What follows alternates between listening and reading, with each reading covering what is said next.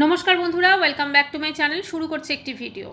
তো কথা হচ্ছে যে যদি কারুর ধরুন 200K 100K তারপরে হচ্ছে 80K 70K এই ভিউজের যদি একটা হ্যাবিট হয়ে যায় না, তাহলে তার ওই 50,000 ভিউজটা না খুব কমই মনে হবে।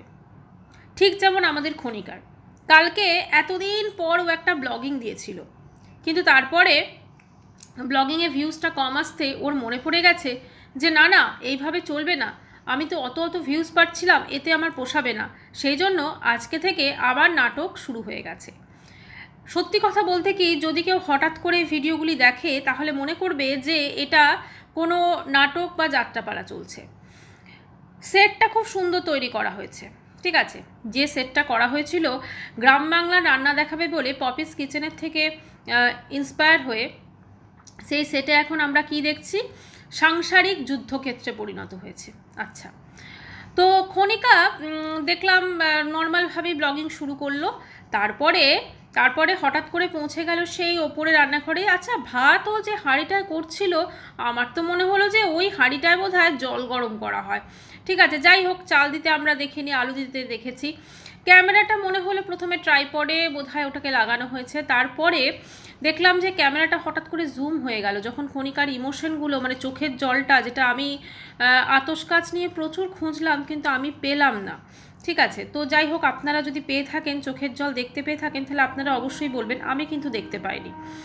তারপরে হঠাৎ করে সেখানে মানে এই নাট্যমঞ্চে আমার উপস্থিত হলেন আমাদের সোনা পাগলি আবার ভূমিকা করতে করতে আসে, এবং তার মেয়ে, যে স্কুল যাওয়া বোধহয় বন্ধ করে দিয়েছে, সে এখন মামিমা এবং তার মায়ের ঝগড়ার শুটিং করতে ব্যস্ত। ঠিক আছে, কারণ ঘরে এখন মোটামুটি একটা পার্টিকুলার টাইমেই কিন্তু শুটিং হচ্ছে। তো যাই হোক, সে দেখলাম এলো সোনা পাগলি, এসে বলল তুমি রান্না করে খাচ্ছ? তখন খনিকা বলল আমার তো গ্যাস শেষ হয়ে গেছে। আচ্ছা, আমার কথা হচ্ছে খনিকা তো ধরুন মডিউলার কিচেন, চিমনি যেরকম দেখেছি সব কিছু, বাড়িতে গিজার আছে, ডবল সিলিন্ডারে কানেকশন বোধহয় নেয়নি, বুঝলেন তো, একটাই সিঙ্গেল সিলিন্ডার। তো আগের দিন দেখলাম কত মাছ টাছ সমস্ত, মানে অত মাছ কি একাই খাবে ওরা তিনজন? যদিও আজকে দেখলাম ডিম রান্না করার কথা বলছিল। তো যাই হোক, মানে আমরা বলুন, আমরা তো কন্ট্রোভার্সি ক্রিয়েটার, আমরা তো একদম খুঁটিয়ে খুঁটিয়ে দেখি। তো ও হয়তো অনেক কিছু মিথ্যা কথা ছলে ভুলেও যায় যে ওকে আগের দিন কী দেখিয়েছে। তারপরে সোনা পাগলি এলো, এবং সোনা পাগলি এসে তো প্রথমে তো পাগল, তো বুঝতে পারেনি, ক্যামেরাটাকে ব্লক করে দিয়েছে। ঠিক আছে, মানে এবার ক্যামেরাটা ব্লক করলে তো খনিকা দেবী বা অন্নপূর্ণা দেবী যাই বলুন না কেন, দেখা যাবে না তাকে। তো সেই জন্য তাকে হাত দিয়ে ইশারা করা হলো, সে সাইডে সরে গেল খানিকক্ষণ কচর কচর করে, ওই একটা দুটো লাইন, তারপরে সে চলে গেল। জলের বালতিটা কিন্তু রেডি করে রাখা ছিল, পয়েন্ট টু বি নোটেড, জলের বালতিটা কিন্তু রেডি করেই রাখা ছিল। সেটা এনে জলটা কোথায় ঢাললো? জলটা ঢাললো মেঝেতে। ঠিক আছে, আমাদের সামনে এমনভাবে দেখানো হলো যেন জলটা হাঁড়ির মধ্যে পড়ে গেছে। আচ্ছা, আগুন কিন্তু নেভেনি সেরকমভাবে, আগুন পরে আবার জ্বলেছিল। তো এবারে নাট্যমঞ্চে উপস্থিত হলো শাশুড়ি, তিনি তো মহা ফ্যাসাদে পড়েছেন। তার একদিকে সমাজের লোক, পাড়ার লোক আছে, তারপরে প্রতিদিন এরকম ঝগড়াঝাটির একটা, ধরুন বাড়িতে ঝগড়াঝাটি যদি এরকম আওয়াজ হয়, সেখানে শুটিং হচ্ছে নাকি ওটা রিয়েল সেটা তো কেউ বুঝতে পারবে না। মানে শুটিং, পাড়া প্রতিবেশীরা তো মনে করবে আরে বাবা এটা তো বোধহয় সত্যি হচ্ছে। ঠিক আছে, ওখানে যে শুটিং হচ্ছে সেটা তো বুঝতে পারবে না। তো যাই হোক, সে প্রচণ্ড মহা ফ্যাসাদে পড়েছে, সেও কচর কচর করে শুরু করলো। তারপরে সে তার মেয়েকে দোষারোপ করলো, মেয়েকে বললো তুই ওই উনুনে জল ঢেলে দিলি। ঠিক আছে, তখন খনিকার কি কান্না, মানে কি বলবো আমি আপনাদের। আবার কাঁদতে কাঁদতে যখন ওই ট্যাটুওয়ালা হাতটা গালের কাছে দিচ্ছে না, বিশ্বাস করুন এত রাগ ধরছে আর এত হাসি পাচ্ছে, কি বলবো আপনাদের। রাগ আর হাসির সংমিশ্রণে তখন ফিলিংস হচ্ছে। হ্যাঁ, যখন টাকা পয়সাগুলো পেয়েছিল তখন কোনো ইনভেস্ট করেনি, কিচ্ছু করেনি, তাহলে আজকে এই নাটকটা করতে হতো না। ওই ট্যাটু করাতেও কত টাকা খরচ হয়েছে বলুন তো? হ্যাঁ, মিনিমাম করে যারা ট্যাটু করেন তারা তবে ভালোই হবে। আজকাল পার্লারে একটা পা বাড়ানো মানে প্রচুর টাকা খরচ। ঠিক আছে, তো সেখানে ওই ট্যাটু করাতে প্রচুর টাকা খরচ হয়েছে। তো যাই হোক, এত নিপীড়িত, এত অত্যাচারিত, এত মানে ওর প্রতি সবাই টর্চার করছে, বুঝলেন তো। তারপরে সোনা পাগলি মঞ্চ থেকে চলে গেল গজর গজর করতে করতে, তারপরে শাশুড়ি চলে গেল, তারপরে খনিকা ম্যাডাম খানিকক্ষণ মাথা নিচু করে বসে রইল। যেন সেই হয় না, দেখবেন সিনগুলো যখন আসে সিরিয়ালের, ঠিক মনে পড়ছিল। তারপরে বলে দেখলে তো তোমরা এরকমই চলে, আমি তো শুরু করেছিলাম। হ্যাঁ, আসলে ব্যাপারটা কালকে সব থেমে গেছিলো, কিন্তু কালকে তো সবাই বলেছে তুমি ম্যান্ডির একটা ডোজেই বন্ধ করে দিলে, তুমি তো মানে ভয় পেয়ে গেলে ম্যান্ডিকে। ম্যান্ডি তো বলেছে না যে মৌফনি আরও বলে দেবে, ম্যান্ডিকে ভয় পেয়ে গেছে, তো সেই জন্য তুমি বন্ধ করে দিলে, ও তো হারবে না, ও আজকে আবার নাটক শুরু করেছে। তো এই মোটামুটি গেল ওর নাটক। আমার প্রশ্নটা আপনাদের কাছে, আপনারা অনেকেই এসে বলছেন আমি আনসাবস্ক্রাইব করেছি, তাহলে ভিউজ কি করে হচ্ছে এত? ভিউজটা তো আরও কম হতে হবে, মামনের সময়টাকে তো ফিরিয়ে আনতে হবে। আপনারা তো আনহ্যাপি উইথ মামনকে যেভাবে তার সাবস্ক্রাইবার কমিয়ে দিয়েছিলেন সেভাবে কমান, না হলে কি করে হবে? এটা তো পুরোপুরি নাটক হচ্ছে, নাটক ছাড়া আর কিছু হচ্ছে না। তো মোটামুটি করে একটা জিনিস বোঝা গেল যে খনিকা দেবী বা অন্নপূর্ণা দেবী বা মহান দেবী, তার নাটক এখনই খতম হয়নি। এবারে আসি, কালকে একটি কথায় ভীষণ উঠেছে দেখলাম, একজন দুজন কন্ট্রোভার্সি ক্রিয়েটারও এটা নিয়ে আলোচনা করেছেন, সেটা হচ্ছে কলকাতা ক্যানভাস আসার আগেই ওরা পপুলারিটি পেয়ে গেছিল, বা ওদের চ্যানেল মনিটাইজেশনের জন্য হয়ে গেছিল, মানে চলে গেছিল। কথা হচ্ছে যে কলকাতা ক্যানভাস আমি কিন্তু ফার্স্ট ওদেরকে আমি চিনেছি, বা ওনারা কিন্তু ইন্ট্রোডিউস করিয়েছিলেন, ওনাদের 1 মিলিয়নের চ্যানেল ছিল, তো সেখানে তারা কিন্তু এই টোটাল মানে এত অডিয়েন্সের সাথে কিন্তু ওদের পরিচয় করেছিলেন, ঠিক আছে, আমিও তখন থেকেই চিনেছিলাম। এবার ধরুন ওরা যেভাবে ব্লগিং করতো বা যা কিছু করতো, একটা মনিটাইজেশনের জন্য মানে একদম ধরুন মনিটাইজেশন করতে যা যা লাগে 1000 সাবস্ক্রাইবার আমরা সবাই জানি, এবং 4000 ঘন্টা, তো সেইটা হয়ে যাওয়া মানেই কিন্তু পপুলারিটি পেয়ে যাওয়া নয়, ঠিক আছে, তাদের বিশাল পপুলারিটি হয়ে গেছে তা কিন্তু নয়, তাহলে তো আমরা সবাই পপুলারিটি পেয়ে যেতাম, তাই না? আমাদের চ্যানেলে তো মনিটাইজ হয়ে গেছে, ওর থেকেও অনেক বেশি সাবস্ক্রাইবার, ওয়াচ টাইমও বেশি, আর্নিংও হচ্ছে, তাহলে আমরা তো তাহলে ওদের থেকেও বেশি পপুলারিটি পেয়ে যেতাম, তার নয়। মনিটাইজেশনের জন্য যে সমস্ত জিনিসপত্র সেটা ওরা নিজেরাই করেছিল, কিন্তু তারপরে গিয়ে যখন ওটা হচ্ছিল না, তখন এই কলকাতা ক্যানভাসের সঙ্গে যোগাযোগ করে, এবং ওরা শুধু এদের সাথে না, ওরা আরও অনেকের সাথে যোগাযোগ করেছে, প্রত্যেকের কমেন্টস বক্সে গিয়ে ওরা কমেন্টস করত। তখন তো একদম হাত জোর করে আমাদের কাছ থেকে ভিউজ দিত না, তখন তার চিরুনি ঘোরাতো না, ঠিক আছে। তো যাই হোক, সেইতে কলকাতা ক্যানভাস আসেন, এবং তাদের বাড়িতে আসার পর কলকাতা প্রথম যখন আসেন তখন ভিউজ হয়, তারপরে প্রচুর, ঠিক আছে, ওনারাও এসেছেন, এরাও গেছে, এই খনিকা ও শ্বশুরের সাথে পুঁই মিটুলি রান্না করে চলে গেছে কলকাতা ক্যানভাসের যে ফিমেল ওনার তার কাছে। তো এই সব নিয়ে মোটামুটি ওদের ভিডিওতে বা ওদের ব্লগে কিন্তু এদের বেশ দেখা যেত তখন, এমনকি কলকাতা ক্যানভাসের বোধহয় 1 মিলিয়ন যে সেলিব্রেশন সেটাতেও কিন্তু এরা ছিল, বা একসাথে তারা ওই ব্যারাকপুরে দাদা বৌদির বিরিয়ানিও খেতে গেছে, প্রচুর প্রচুর এরকম ব্লগ কিন্তু আছে, আজও হয়তো আছে। তো এখন ব্যাপারটা হচ্ছে, তারপর দেখলাম যে এদের সাথে কোনো সম্পর্ক নেই, এবং এদেরকে পুরোপুরিভাবে অস্বীকার করে দিল। দেখুন খনিকা যে কত বড় শয়তান মেয়ে সেটা কিন্তু আমরা যত দিন যাচ্ছে আরও বেশি বুঝতে পারছি। ওর এতটা হিংসা পরিপূর্ণ ওর মধ্যে, ওর অ্যাকচুয়ালি কিছু নেই, বুঝলেন তো, ভেতরটা পুরো হিংসায় পরিপূর্ণ।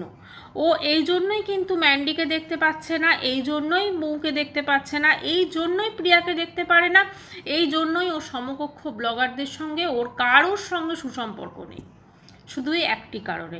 আরে লোকে তো মনের মধ্যে হিংসা থাকে, ওপরে ওপরে তো লোকে দেখায়, এর তো সেটাও নেই। এ মনে করে এ যেটা করছে সেটা আই এম দ্য বেস্ট, এর মতো কেউ করতে পারবে না, এবং এর জন্য সবাই একে যেমন। আচ্ছা এবারে দেখুন আমি একটা কথা বলি, অনেকেই দেখি বলেন যে ওর যেভাবে যে জিনিসটা করেছে আমরা কেউ করতে পারবো না, বা ওর হাজব্যান্ড এই সিচুয়েশন তাতেও সাথ ছেড়ে, বিয়েটা কিন্তু ওই দেখেই করেছে যে ওর হাজব্যান্ড এরকম সিচুয়েশন, ওর ভবিষ্যৎ কি হতে চলেছে, এবার সেইটা কিন্তু ও দেখে শুনেই করেছে। তাহলে সেখানে তো যখন দেখে শুনে কেউ কোনো জিনিস করছে তার লাইফে হঠাৎ করে তো এসে পড়েনি, তখন কিন্তু সে নিশ্চয়ই বিশাল মহান কোনো কাজ করেছে বলে আর বলবো না। আমরা তো জানি না, কারণ প্রতিটা কথাই মিথ্যা কথা বলেছে। আজ তো এখন যখন ওর নাটকগুলো দেখছি আমার তো ভাবতে মানে এ লাগছে যে প্রথম প্রথম যখন ব্লগিং শুরু করেছিল বা পুরো ব্লগটা জুড়েই কি মানে এতদিন অবধি কি আমরা নাটকই দেখে গেলাম? এটা আমারও কিন্তু এবার প্রশ্নটা আসছে। ঠিক আছে, মানে এত নাটক দেখছি এবং এরা তো পাক্কা অভিনেত্রী সব, মানে কি অভিনয়, বাপরে! ওই বয়স্ক শাশুড়ি মাটাও পর্যন্ত অভিনয় করছেন উনিও, ভাবা যায়? মানে বিশাল অভিনেত্রী, বিশাল অভিনেত্রী। তো এদের তো অবভিয়াসলি মানে এরা তো অনেক কিছু জিনিস আমাদেরকে দেখিয়েছে যেটা হয়তো সত্যি নয়। আমাদেরকে যতটা দেখিয়েছে ওর হাজব্যান্ড প্যারালাইজ ততটা হয়তো নয়। আজকে ও একটি কেস করেছে, ঠিক আছে, আমরা জানি কোন কন্ট্রোভার্সি ক্রিয়েটারের বিরুদ্ধে। সেই কেসটি চলছে দিল্লিতে। তার ফলাফল যে কবে আসবে অনেক কিছু শুনেছিলাম, হ্যান কারেঙ্গা, ত্যান কারেঙ্গা, ইয়ে কারেঙ্গা, বো কারেঙ্গা, এখনও অবধি কিছু দেখতে পাচ্ছি না। সত্যি কি এই ধরনের কেসের কোনো ফলাফল আসে? এটা কিন্তু বছরের পর বছর চলে, এবং এতে টাকা পয়সা যে শুধুমাত্র ওই কন্ট্রোভার্সি ক্রিয়েটারে খরচ হচ্ছে তা না, সেমভাবে কিন্তু খনিকাদেরও হচ্ছে। সেই জন্য খনিকারা যদি শুধুমাত্র ধরুন নিজেদের সংসার খরচ বা এই জন্য হতো, তাহলে কিন্তু এই নাটকের প্রয়োজন পড়তো না। একটা শুধু দিল্লিতে ওরা কেস করেছে, ঠিক আছে, যাতে তাকে বেশি হ্যারাস করতে হয়, হ্যারাস করানোর জন্য, কিন্তু ওকে তো টাকা পয়সাটা তার লয়ারকে অবশ্যই দিতে হচ্ছে, কারণ তারও তো সেটা প্রফেশন। তিনিও তো নিশ্চয়ই ফ্রিতে কেস লড়ছেন না, তাই না? এবং সেটা কখনো উচিতও নয়। কাজে সেইটা জোগাড় করার জন্য, সেই অ্যামাউন্টটা জোগাড় করার জন্য ওকে আজকে ওয়াইটিতে নাটক করতে হচ্ছে ফুল ফ্যামিলি মিলে। এর থেকে খারাপ কি হতে পারে? কিছু জিনিস বোধহয় ইগনোর করা যেত। একবার যদি শুরুতেই 2-3 বার ইগনোর করা যেত, তাহলে সেটা কিন্তু আর এতটাভাবে মাথাচাড়া দিয়ে উঠতো না। এরা যখনই কেউ কিছু করিয়েছে, যখনই কেউ নাচিয়েছে, ব্যাস এটা নেচেছে, এবং মানুষজন তারপরে বলতে পারেন ওদেরকে আরও বেশি করে নাচাতে গেছে। আচ্ছা, এবার এসে লিগ্যাল টিম। কোথায় সেই লিগ্যাল টিম?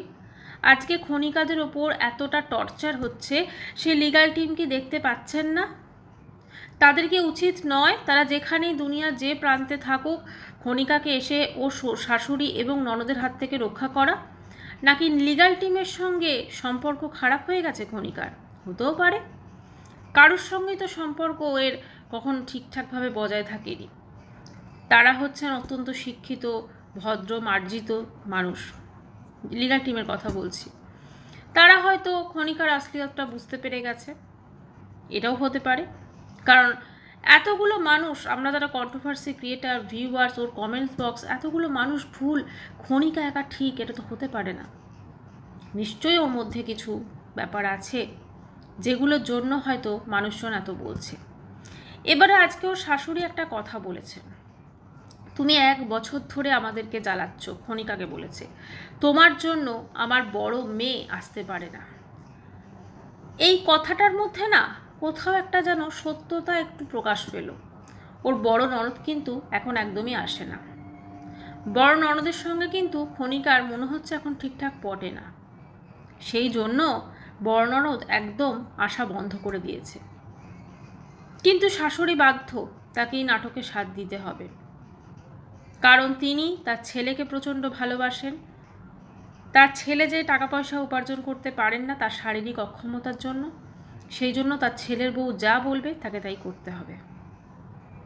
তো যাই হোক বন্ধুরা, একটাই বলবো, এতে আর কিছু হোক না হোক, হয়তো ওয়াইটি থেকে বেশ কিছু টাকা পয়সা, কিছু ভিউজ এলো, কিন্তু ভয় লাগছে যে পরবর্তীকালে ওর ভিউজ কিন্তু আগে যতটুকু আসতো তার থেকেও হয়তো কমে যাবে।